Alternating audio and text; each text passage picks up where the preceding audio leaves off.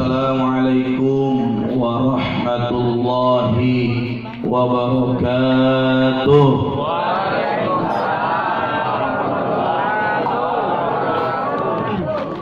Ikan rame dipotongnya pakai kampak. Yang ngaji rame jawab salamnya kurang kompak. Ada kampak dipakai motong pepaya, yang jawab salamnya kompak. Saya doain dapat mantu orang kaya. Amin.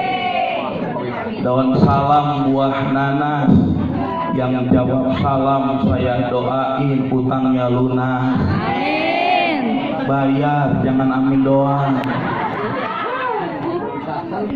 Amin doang mana lunas ya bayar. Bayar. Saya ulangi sekali lagi. Assalamualaikum warahmatullahi wabarakatuh. Daun salam dipetik aki-aki, yang pada jawab salam saya doain banyak rezeki. Amin. Alhamdulillahi wa kafa wa usalli wa usallimu ala sayyidina Muhammadil Mustafa wa ala alihi wa ashabihi ahlil wafa. Allahumma salli ala sayyidina Muhammad wa ala ali sayyidina Muhammad, amma ba'd. Puji syukur kepada Allah Subhanahu wa taala, pada malam hari ini kita bisa hadir, bisa berkumpul di kediaman daripada keluarga besar almarhum Bapak Tardi bin Poko, yang mana pada malam hari ini kita hadir turut mengirimkan doa untuk almarhum atas berpulangnya di malam hari yang ke-100, yang mudah-mudahan pembacaan Yasin, tahlil yang kita niatkan untuk almarhumah, almarhum dan almarhumah, wabil khusus almarhum Bapak Tardi bin Poko diterima dan diijabah oleh Allah Subhanahu wa taala. Amin ya rabbal alamin. Salawat teriring salam senantiasa selalu tercurah kepada manusia yang paling mulia, Nabi yang paling sejati, Nabi yang tidak bisa diganti-ganti, baginda Rasulullah sallallahu alaihi wasallam. Mudah-mudahan kita istiqamah menjadi umatnya, dan kelak di yaumul qiyamah kita mendapatkan syafaatnya. Amin ya rabbal alamin. Yang saya hormati keluarga besar, bahwa kita Allah berikan kesehatan, umur yang panjang, dan ilmunya bermanfaat buat kita semua. Amin ya rabbal. Yang saya hormati para tokoh masyarakat, Bapak RT, Bapak RW, bapak-bapak, ibu-ibu yang tidak bisa saya sebutkan satu persatu karena emang catatannya kagak ada. Namun tidak mengurangi rasa hormat saya kepada bapak ibu semuanya. Mudah-mudahan bapak ibu yang hadir, yang duduk malam hari ini dicatat sebagai amal ibadah oleh Allah Subhanahu wa taala. Amin ya rabbal. Ikan sepat, ikan gabus dibawain sama Mpok Ipar, lebih cepat, lebih bagus, karena perut ustadznya udah lapar. Banyak banget makanan ini, saya bingung mau nyomot yang mana dulu. Ya Allah. Beli baju batik di bawah pendopo, tuh lihat ibu-ibu cantik mirip kayak Amanda Manopo. Iya elah, bininya si Al. Kenal bu? Kenal. Bu sehat? Mak sehat? Alhamdulillah. Malam hari ini kita memperingati berpulangnya almarhum Pak Tardi yang ke-100 hari. Kata Allah yarham al-maghfurlah Kiai Haji Zainuddin MZ, orang mati itu bakal menjadi cerita buat orang yang masih ada. Betul nggak bu? Orang kalau sudah meninggal dunia bakal menjadi cerita buat orang yang masih hidup.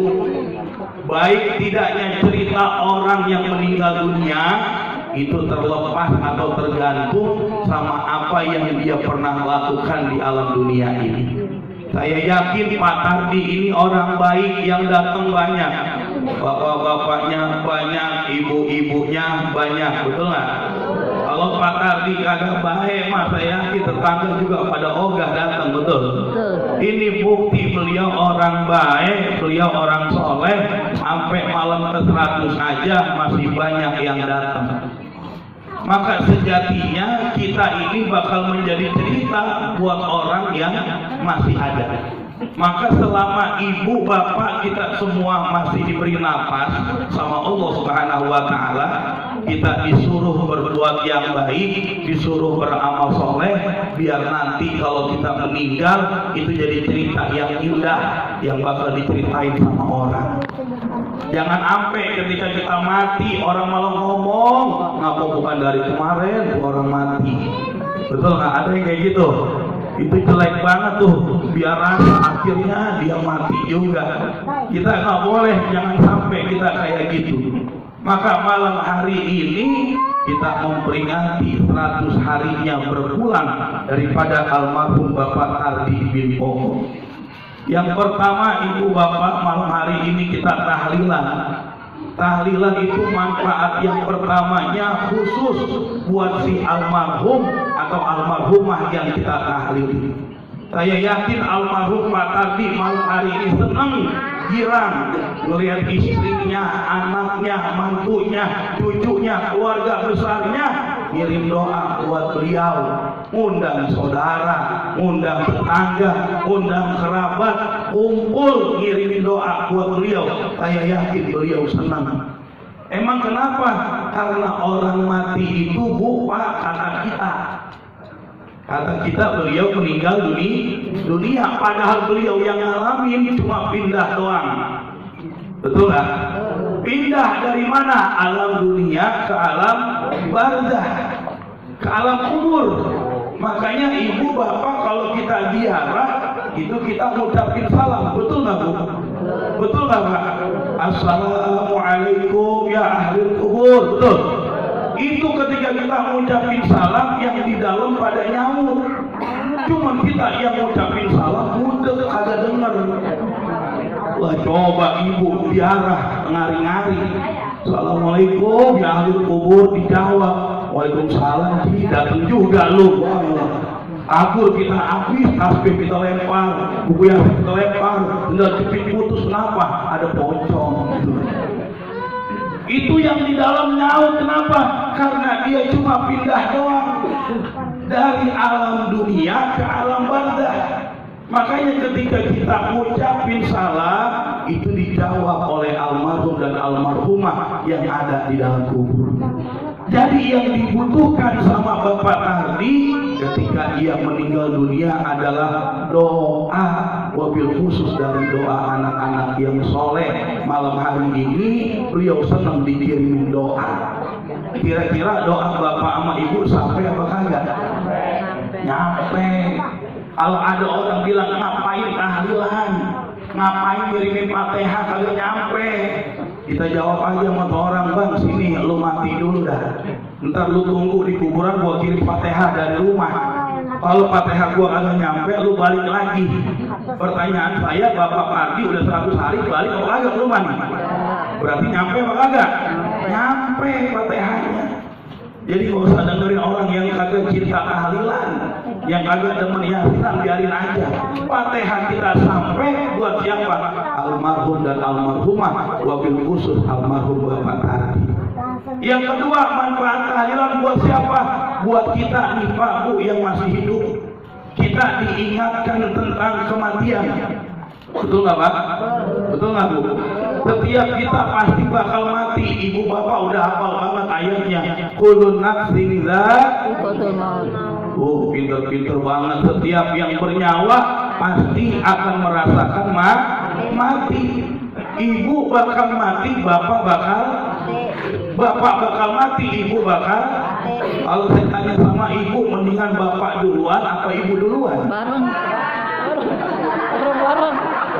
Emang orang perempuan itu ngomong kayak gitu jujur itu Pak, dalam hati bapak katanya.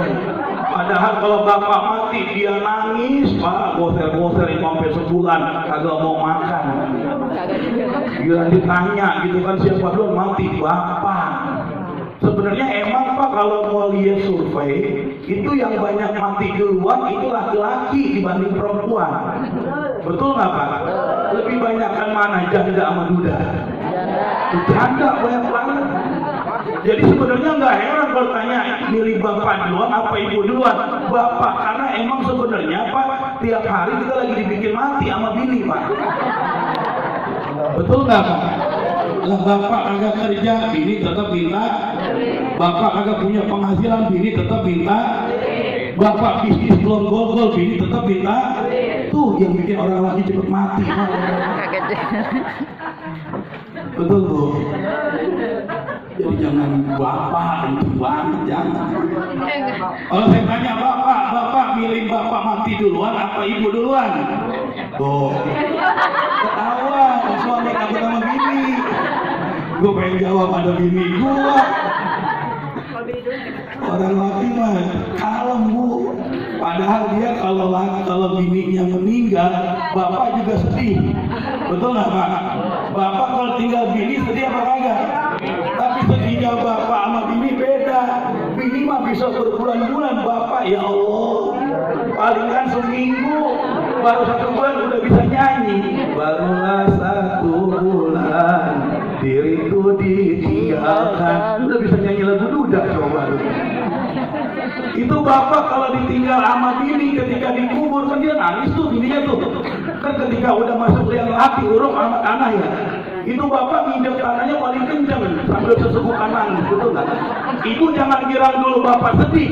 Dalam hati dia ngomong biar betah lihat di dalam, biar betah lihat jangan keluar lagi. Mata kiri nangis, mata kanan lihat janda mana yang bisa gua kawinin.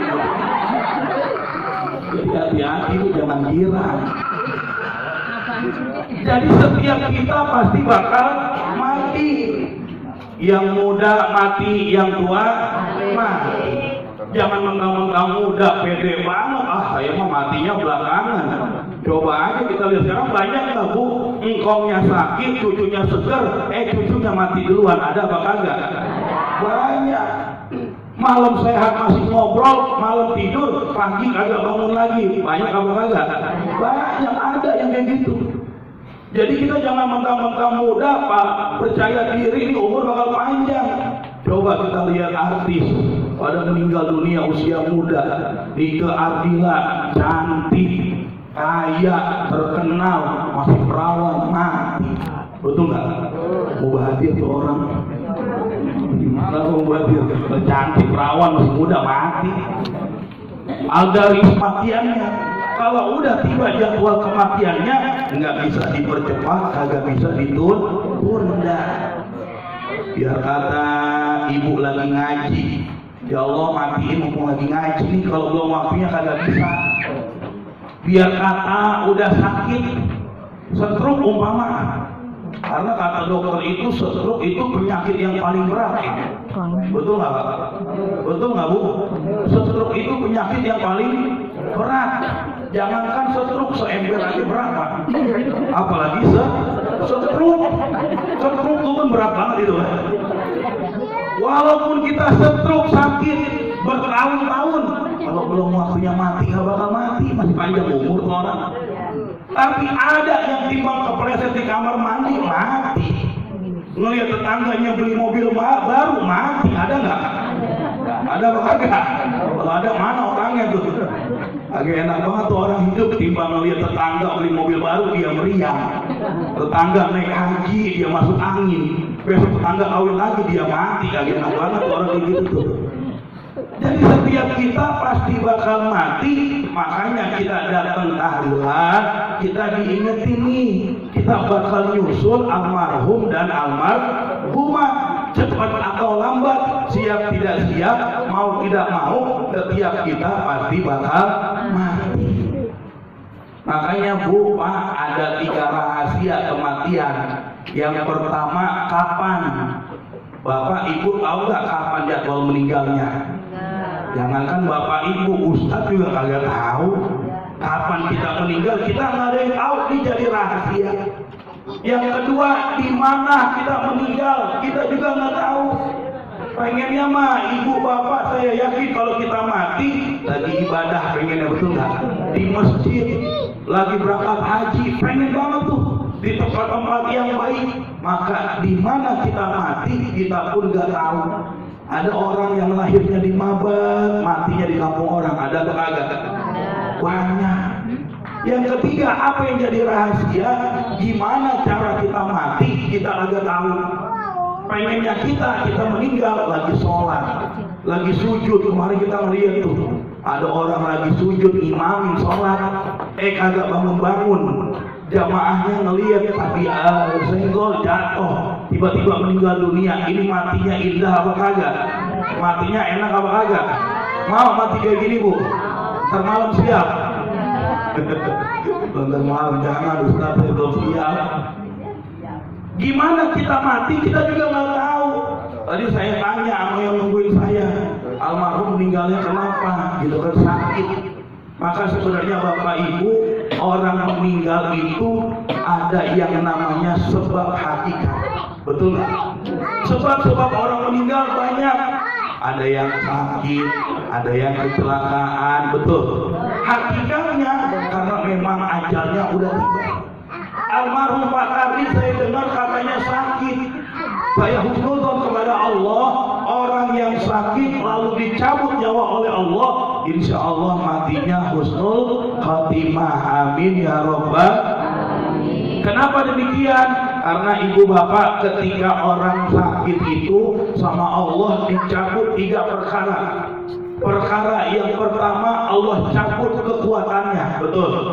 Ibu kalau lagi sehat ngacir kemana aja sampai, jalan kemana aja hayu, betul nggak? Tapi ketika ibu lagi sakit berkurang kekuatannya, kenapa? Karena lagi dicabut sama Allah. Begitupun bapak. Bapak kalau mancing berjam-jam kuat nungguin ikan tuh pak, betul pak? Mancing ikan ya, jangan mancing janda, jangan mancing ikan. Itu berjam-jam ikan ditungguin. Tapi ketika bapak lagi sakit, boro-boro mancing megang joran aja ogah, betul? Megang joran juga males, nggak kuat. Yang kedua, orang yang sakit sama Allah dicabut yang namanya ketampanan dan kecantikan. Ibu lagi sehat mah, wah elah cantik banget pak, bibir dimerah-merahin, alis dia apain aja dah biar cakep. Padahal mah bini kalau mau cakep di depan laki, betul nggak? Jangan di depan orang, bu, dengerin dia pura-pura budak nih bu, pura-pura budak bang ini dah. Giliran mau ngaji wangi, mau arisan wangi, mau kondangan giliran tidur sama laki. Oh bau kenceng banget katanya. Leher bau balsem, badan bau remason, kaki bau autan. Lakinya ngomong, nih mana yang gue cium nih, pedes semua. Bu, dengerin. Padahal istri soleha itu bu, istri soleha kalau lagi di ruang tamu harus lebih-lebih dari ratu. Oh, istri soleha kalau di ruang tamu harus lebih-lebih dari ratu. Kalau lagi di dapur harus lebih-lebih dari pembantu bu. Ibu kalau lagi di kamar sama bapak harus lebih-lebih dari jablay. Dengerin bu, lah bener ini bapak, betul nggak pak? Kalau di kamar harus lebih-lebih dari jablay. Keluarin dah goyangan apa yang ibu punya, goyang gergajin. Giliran ngaji mohon maaf agak cium tangan laki, yang ada malah ngomong, bang gua mau ngaji, itu udah mendung, udah mau hujan. Nanti kalau hujan jemuran di belakang rumah tolong lu angkat. Lu kalau mau ngopi nyeduh sendiri, mau ngeteh nyeduh sendiri, cuman awas lu ngebala ya. Oh lakinya diancam. Betul nggak bu? Ada yang kayak gini? Agak ada ibu-ibu yang sono pindahan dari masjid nggak bu? Jadi ketika ibu sakit dicabut kecantikannya. Makanya boro-boro orang sakit mau dandan, betul nggak? Boro-boro mau menorin bibir, yang ada bibir ibu pucat, betul? Yang ada bibir pucat, kenapa? Kagak enak buat dandan, maka Allah cabut tuh. Yang ketiga Allah cabut lagi apa? Nikmat yang namanya lidah. rasa mengucap itu Allah cabut. Makanya orang sakit dibawain donat dia bilang pahit, dibawain ayam bakar sambelnya pedes dia bilang pahit, gitu kan. Jadi orang yang sakit kagak nafsu makan. Yang nafsu makan siapa, Bu? Orang yang jagain orang sakit. Coba lihat aja dah, orang yang jagain orang sakit apa aja dia gadok, apa aja dia makan. Makanya kita, Pak, Bu, kalau jengukin orang sakit bawa teng-tengan, bawa bawaan. Ini mah kadang-kadang mohon maaf, kita jengukin orang sakit kagak bawa apa-apa. Kita pakai nanya sama dia, emang yang lu rasa apa sih? Yang sakit jawab, kagak ada yang gua rasa-rasa. Lah emang apa? Lalu kesini kagak bawa apa-apaan gitu kan?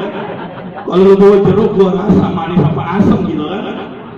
Dibawain makanan sama yang jenguk, yang ngabisin bukan orang yang sakit, orang sehat yang ngabisin. Kenapa? Karena orang sakit dicabut nafsu makannya. Misalnya sakit pinggang, sakit kepala, badan ngerentet, capek, bebenah rumah nih sama Allah. Makanya jangan ngeluh, Bang, gua udah capek banget, Bang, lu mah kagak ada bantuin gua pisah, Bang. Jangan ngeluh gitu, Bu, karena dosa ibu lagi diangkat. Ketika orang yang sakit sembuh, orang yang sakit sehat, Allah kembaliin 3. Pertama, orang yang udah sembuh dari sakit, Allah kembaliin kekuatannya, betul. Yang tadinya kagak kuat mancing, kuat mancing lagi. Yang tadinya kalau bangun sempoyongan, kuat bangun lagi, dibalikin sama Allah. Yang kedua, apalagi yang Allah balikin, kecantikan sama ketampanannya. Ibu kalau udah sakit, kalau udah sembuh bisa dandan lagi. Bapak kalau udah sembuh bisa ganteng lagi. Karena apa? Karena Allah balikin. Yang ketiga Allah balikin apa? Nikmat bisa makannya.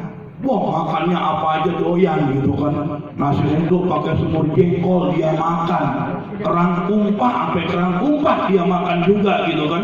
Nah, bikin apa itu? Dosanya. Sehat, dosa kagak dibalikin, dibersihin dia dari dosa-dosa. Maka insya Allah kita berhusnuzon kepada Allah. Almarhum ketika berpulang kepada Allah, sudah Allah hapuskan dosa-dosanya. Amin ya Rabbal. Ibu bapak yang insya Allah dimuliakan Allah Subhanahu wa Ta'ala, maka ada yang namanya 3 kriteria kematian. Pertama, ada kematian yang buruk. Kedua, ada kematian yang baik. Ketiga, ada kematian yang indah. Kematian yang buruk itu kalau kata Nabi, wa syarrun nas man qala umruhu wa sa'a amaluhu. Kematian yang tapi amalnya sedikit, umurnya panjang, umurnya banyak, datang ke masjid ogah. Umurnya panjang, umurnya banyak, datang ke taklim kagak mau, sama ustaz rada gedek, sama kiai rada benci, betul. Ada balaga di sini orang mabat kayak gitu, agak boleh, gitu kan. Datang ke masjid tuh kita, mumpung lagi dikasih umur, dikasih badan sehat, jangan sampai kita mati dalam keadaan su'ul khatimah. Tuh kemarin ada tuh di media sosial, maka malam hari ini kita diingatkan Bapak Ibu, cepat atau lambat kita bakal menyusul almarhum dan almarhumah. Nanti dikubur sendiri, Bu, dikubur sendiri, berani apa kagak? Pak, dikubur sendiri, berani apa kagak, Pak? Udah tempatnya sempit, kita dililit sama kain kapan, itu malaikat udah nungguin kita tuh, Pak. Jadi hati-hati. Maka Nabi ngasih bocoran, kalau orang selama hidup beramal soleh, rajin ibadah, kata Nabi itu dikubur, dibukain pintu-pintu surga buat bertubuh untuk masuk ke dalam kubur. Kenapa? Karena dia udah melihat gambaran surga sebelum surga yang sesungguhnya. Tapi orang yang rajin maksiat, kagak mau ibadah, kagak mau sholat, itu ketika digotong sama kita tuh, sama tetangga, sama saudaranya, dia teriak, jangan bawa gua mau dibawa kemana, gua kagak mau ke kuburan. Kenapa? Karena dia udah melihat neraka sebelum neraka sesungguhnya. Maka orang yang beramal soleh, yang punya amal banyak, itu kalau dia udah masuk dalam kubur, kata malaikat, tidur yang nyenyak. tidur yang nyenyak kayak pengantin baru, betul Bu? Ibu pernah ngerasain jadi pengantin baru atau kagak? Amal soleh kata malaikat, tidur yang panjang, tidur yang lama, tidur yang nyenyak, nanti dibangunin kalau udah kiamat. Tapi orang yang kagak mau ibadah, kagak mau sholat, boro-boro mau tidur, melek aja makanya kagak tenang. Kenapa? Karena berada di bawah ancaman siksa kubur. Betul Pak? Yakin nggak siksa kubur ada Bu? Jadi sebelum kita meninggal, sebelum kita disiksa di neraka Bu, orang yang mati itu bakal disiksa terlebih dahulu di kubur. Jadi sebelum disiksa di neraka yang sesungguhnya disiksa di kubur tentang perbuatan kita, perilaku kita, ucapan kita yang terkadang kita sama temen jahat, terkadang sama saudara usil, terkadang sama saudara suka gedek, terkadang sama tetangga suka berantem, tetangga kita sama bini, sama laki saling ngebongkar aib. Hati-hati tuh, itu dosa yang bakal dipertanggungjawabkan, yang dikubur nanti kita disiksa sebab dosa-dosa kita. Bayangin Pak, dikubur kan lama tuh, kita belum tahu kapan kiamat. Nah jadi sebelum kita disiksa dulu dikubur. Apalagi mohon maaf, banyak orang di sana sahabat lewat di pemakaman Nabi berhenti. Kata sahabat, kenapa ya Rasul? Kenapa engkau berhenti gitu kan? Apa engkau mendengar sesuatu? Nabi bilang, sesungguhnya si fulan dan si fulan sedang disiksa oleh malaikat. Kenapa ya Rasul? Karena mereka tidak bersih di dalam toharoh. Lupa. Jadi ketika kita kencing pipis atau mohon maaf BAB, toharohnya kita, istinjanya kita nggak bersih, nggak benar, itu menjadi penyebab kita disiksa di kubur. Dan banyak penghuni di kubur Bu Pak disiksa sebab istinjanya yang kagak bersih, toharohnya yang kagak sempurna. Apalagi orang mati kalau udah kebelet di mananya jadi, betul, di bawah pohon pisang, di bawah pohon rambutan dia. Kita nanti disiksa di kubur, padahal sebabnya sepele. Makanya kita ajarin sama anak-anak kita, Bu, toharohnya yang benar, bersucinya yang benar, baik dari hadas kecil maupun daripada hadas besar, karena itu yang akan menentukan diterima atau tidak ibadahnya daripada anak kita. Kalau anak kita rajin sholat, rajin ibadah, tapi toharohnya nggak sempurna, bisa-bisa nanti tidak diterima oleh Allah Subhanahu wa Ta'ala. Ibu bapak yang insya Allah dimuliakan Allah Subhanahu wa Ta'ala, pada akhirnya kita berharap dan bermohon kepada Allah Subhanahu wa Ta'ala, almarhum daripada Bapak Karti bin Poko, mudah-mudahan Allah ampuni segala dosanya, Allah terima amal ibadahnya, Allah lapangkan kuburnya, dan Allah jadikan kuburnya raudhah min riyadil jannah. Begitupun dengan istri, anak, cucu, mantu, keluarga besarnya, Allah berikan kesabaran, Allah berikan ketabahan, Allah berikan keikhlasan, dan tentunya Allah berikan pahala atas musibah yang menimpa daripada istri dan keluarga besarnya. Amin ya rabbal alamin. Kita kirimkan suratul Fatihah untuk almarhum dan almarhumah, wabil khusus untuk almarhum Bapak Karti bin Poko. Mudah-mudahan suratul Fatihah yang kita kirimkan menjadi hadiah terindah untuk almarhum Bapak Karti bin Poko. Ila hadratin Nabi Mustafa Muhammadin sallallahu alaihi wasallam. Al-Fatihah.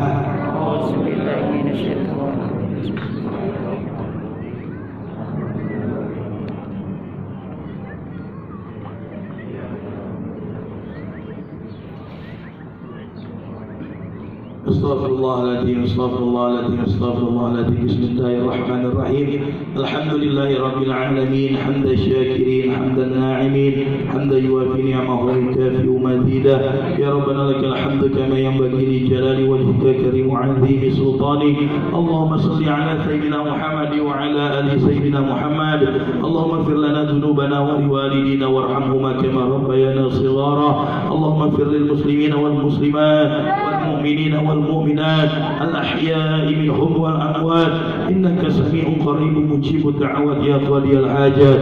ثم إلى جميع أهل القبور من المسلمين والمسلمات والمؤمنين والمؤمنات من مشارق الأرض إلى مغاربها برها وبحرها، خصوصا آبائنا وأمهاتنا وأجدادنا وجداتنا ومشايخنا ومشايخ مشايخنا ولمن اجتمعنا هنا خصوصا، ثم إلى روح almarhum Bapak Tardi bin Poko, wa ila ruhi almarhum Poko bin Nali, wa ila ruhi Sunorejo bin Jostika, wa ila ruhi Giri Sasoko bin Sunorejo, wa ila ruhi Sujito bin Sunorejo, wa ila ruhi Nur Hadi Setianto bin Suranto, wa ila ruhi Ujang Tajudin bin Muhammad Hussein, wa ila ruhi Gino Bagus Gunawan bin Marmo, wa ila ruhi almarhumah Samiyah binti Surejo, wa ila ruhi almarhumah Rosponi binti Boko, wa ila ruhi Duyati Sarwenka binti Sarwono, wa ila ruhi almarhumah Katmi binti Mihdi. Allahumma gfir lahum warhamhum wa'afihi wa'fu anhum. Allahumma la tahrimna ajrahum wa la taftina ba'dahum, waghfir lana wa lahum. Allahumma ij'al quburahum rawdatan min riyadil jinan wa la taj'al quburahum hufratan min hufari niran. Allahumma inna na'udzu bika min adzabil qubur. Allahumma inna na'udzu bika min adzabil qubur. Allahumma inna na'udzu bika min adzabil qubur wa min adzabin nar. Allahumma inna nas'aluka ridhaka wal jannah wa na'udzu bika min sakhatika wan nar. Allahumma inna nas'aluka salamatan fid din wa 'afiyatan fil jasad wa ziyadatan fil 'ilm wa barakatan fi rizqa wa tawbatan qabla al-maut wa rahmatan 'inda al-maut wa maghfiratan ba'da al-maut. Allahumma hawin 'alaina fi sakarat al-maut wan najata min an-nar wal 'afwa 'inda al-hisab. Rabbana dhalamna anfusana wa illam taghfir lana wa tarhamna lanakunanna minal khasirin. Rabbana hab lana min azwajina wa dhurriyyatina qurrata a'yun waj'alna lil muttaqina imama. Rabbana atina fid dunya hasanah wa fil akhirati hasanah wa qina adzaban nar wa adkhilna al jannata ma'al abrar ya aziz ya ghaffar ya rabbal alamin. Wa sallallahu ala sayyidina Muhammadin wa ala alihi wa sahbihi wa sallam.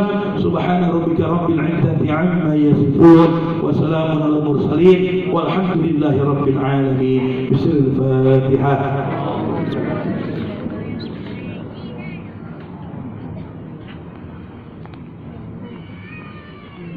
Amin ya rabbal alamin. Itu saja yang bisa saya sampaikan. Kurang lebihnya mohon maaf. Apabila ada sumur di ladang, bolehlah saya menumpang mandi. Apabila ada umur panjang, bolehlah saya numpang mandi lagi. Burung irian, burung cendrawasih. Cukup sekian dan terima kasih. Ikan hiu warnanya abu-abu ala piuh ibu-ibu. Beli batu bata di Borobudur. Saya ingin berpanjang kata, tapi takut ada ibu-ibu yang kagak bisa tidur. Buah semangka, buah kedongdong, buah manggis, buah pepaya, itulah nama buah-buahan. Kuntil anak naik sepeda, sepedanya nyusul ke dalam got. Emang dasar kuntil anak bego, aku bisa naik sepeda, dia naik sepeda. Terima kasih. Wassalamualaikum warahmatullahi wabarakatuh. Waalaikumsalam warahmatullahi wabarakatuh.